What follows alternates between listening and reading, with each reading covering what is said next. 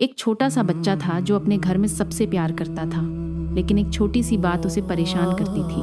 اس کا والد ہمیشہ ایک پرانا ٹوٹا ہوا کٹورا استعمال کرتا تھا۔ بچہ حیران اور تھوڑا شرمندہ ہوتا کہ لوگ اس کے والد کو دیکھ کر کیا سوچیں گے۔ امی کیوں ابو یہ کٹورا استعمال کرتے ہیں؟ سب لوگ تو نئی چیزیں لیتے ہیں۔ بچہ اکثر پوچھتا۔ امی مسکراتی اور کہتی، بیٹا، ہر چیز کا اپنا مقصد ہوتا ہے، سمجھنے کے لیے وقت چاہیے۔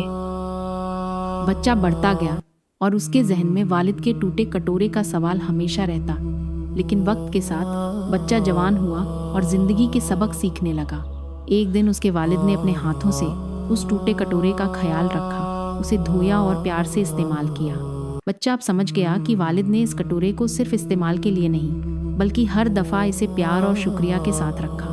والد کی زندگی کی چھوٹی چھوٹی چیزوں میں شکریہ اور عزت دکھ رہی تھی، اور بچہ ریلائز کر گیا کہ اصلی سبق یہی ہے، والد والدہ کی عزت اور شکریہ ہمیشہ دل سے کریں۔